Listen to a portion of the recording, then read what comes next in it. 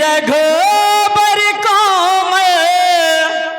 कमल नैन को शांति रखिए। अभी लक्ष्मण परशुराम पहनाओ जय माला, पहनाओ जय माला, श्री रघुबर कमल नैन को। जय श्री राम। ये जो माता बहनें खड़ी हो गई, आप लोग बैठ जाइए, या जिनको जाना है वो निकल जाइए।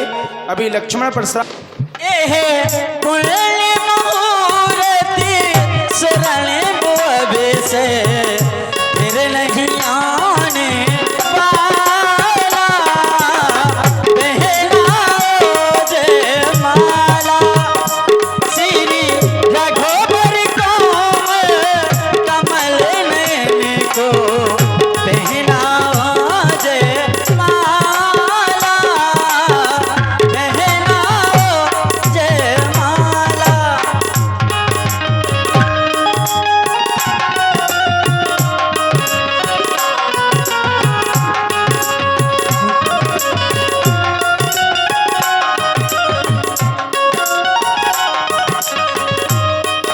पहनाओ जयमाला मातेश्वरी जानकी के लिए सखियां लेकर के आ गई। ये जयमाला कार्यक्रम जो खड़े हैं भक्त वो बैठ जाए, अशांति ना फैलाएं, बैठ जाइए। कहते हैं कि जहां ना पहुंचे रवि वहां पर पहुंचे कवि। ये एक कवि की कविता के द्वारा जयमाला कार्यक्रम है। शिव धनुष तोड़ा राम ने स्वयंवर में जिस घड़ी, सवे स्तुति करने लगे दशरथ कुमार की। कहीं देवी देवता भी लगे करने आरती, और जय रामचंद्र आपकी जय जय हो जानकी। कहीं वेद मंत्र पढ़ रहे थे ऊंची तान से, फूलों की वर्षा होने लगी आसमान से। ऐसे सुंदर समय पर और जयमाला लिए हाथ में तब आई जानकी, जयमाला लिए हाथ में तब आई जानकी, जयमाला लिए हाथ में तब आई जानकी, जयमाला लिए हाथ में तब आई जानकी। डालू गले में किस तरह हैरान है खड़ी, डालू गले में किस तरह हैरान है खड़ी, डालू गले में किस तरह हैरान है खड़ी। माता सीता जयमाला लेकर के आ गई, लेकिन भगवान को पहना नहीं पा रही है। उसका कारण ऊंचा दस का सन जहां पे विराजमान थे, ऊंचा दस का सन जहां पे विराजमान थे, सर पे मुकुट था कंधे पे तरकस कमान थे, सर पे मुकुट था कंधे पे तरकस कमान थे। जिस सिंहासन के ऊपर प्रभु श्री राम विराजमान है, महाराजा बधेराज जी ने वह मंच स्वयंवर के मध्य में सबसे ऊंचा बनवाया था।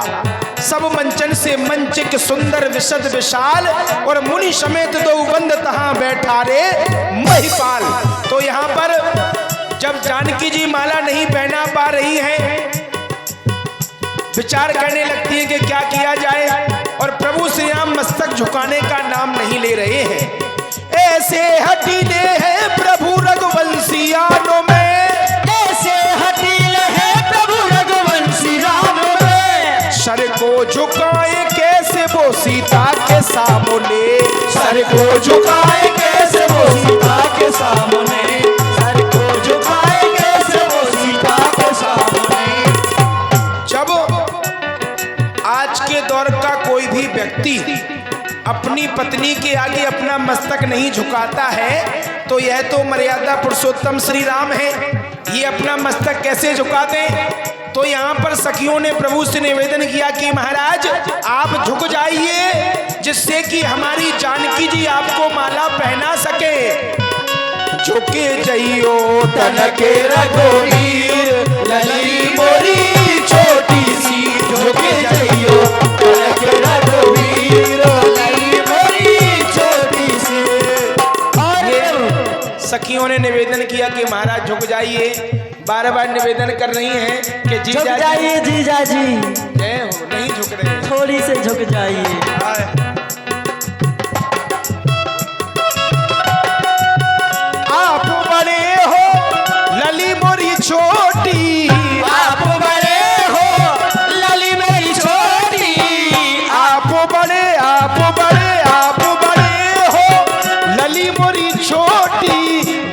करो रे पीर, लली मोरी छोटी सी झुक जाइयो तन के रघुवीर, लली मोरी छोटी सी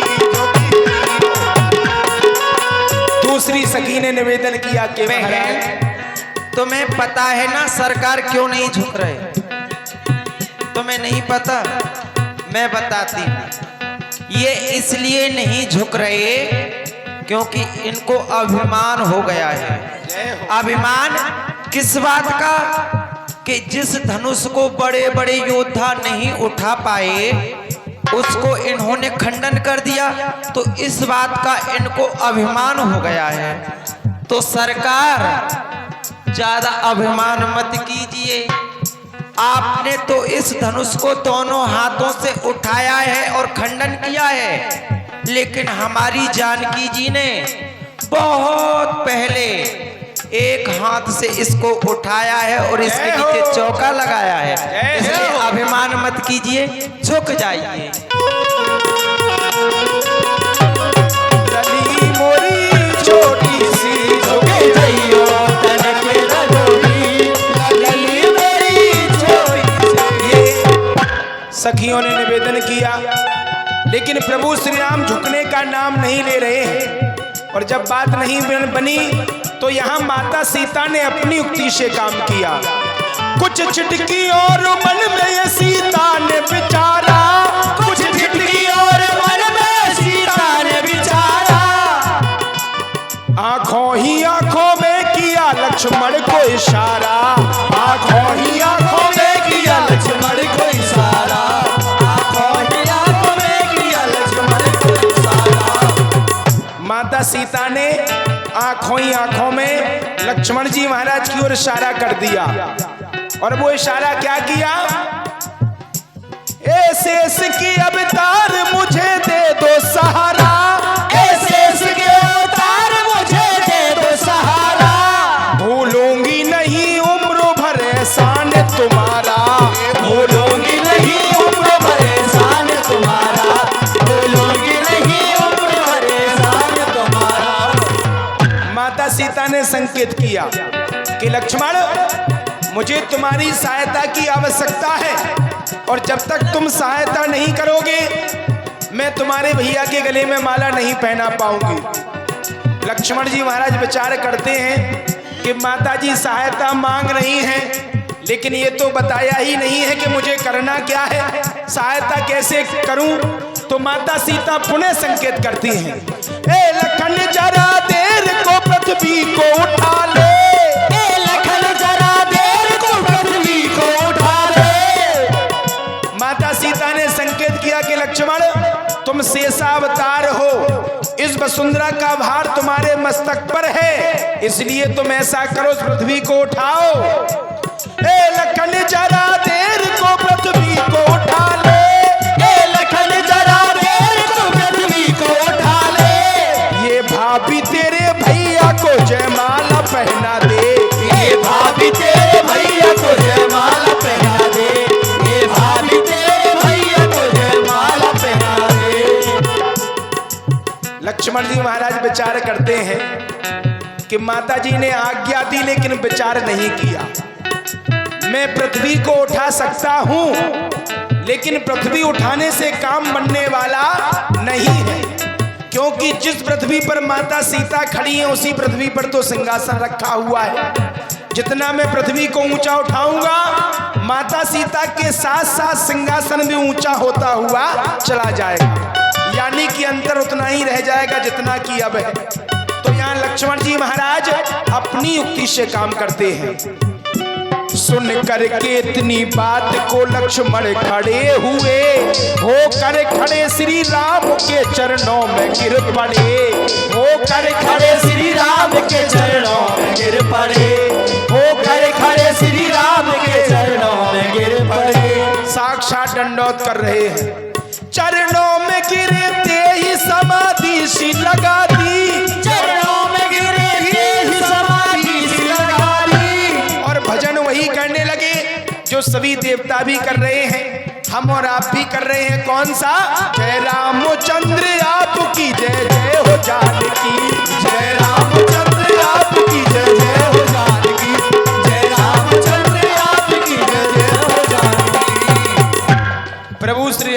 विचार करते हैं कि आज कारण क्या है। लक्ष्मण जब भी मुझे प्रणाम करता था तो ये उठ जाया करता था, लेकिन आज उठने का नाम नहीं ले रहा है। श्री राम जी भी जान गए दोनों की बात को। प्रभु श्री राम समझ गए, अंतर्यामी भगवान सब कुछ जान गए कि ये जो देवर और भाभी का जो मत है वो एक हो चुका है, यानी हमारा जो पलड़ा है वो हल्का पड़ गया है। श्री राम जी भी जान गए दोनों की बात को, सर नीचा कर उठाने लगे अपने भ्रात को। इतने में ही जयमाला जानकी ने डाल दी। जय रामचंद्र आपकी जय जय हो जानकी, जय रामचंद्र आपकी जय जय हो जानकी, जय रामचंद्र आपकी जय जय हो जानकी, जय रामचंद्र आपकी जय जय हो जानकी। एक बार भैया जोरदार ताली बजा करके जयकारा लगा।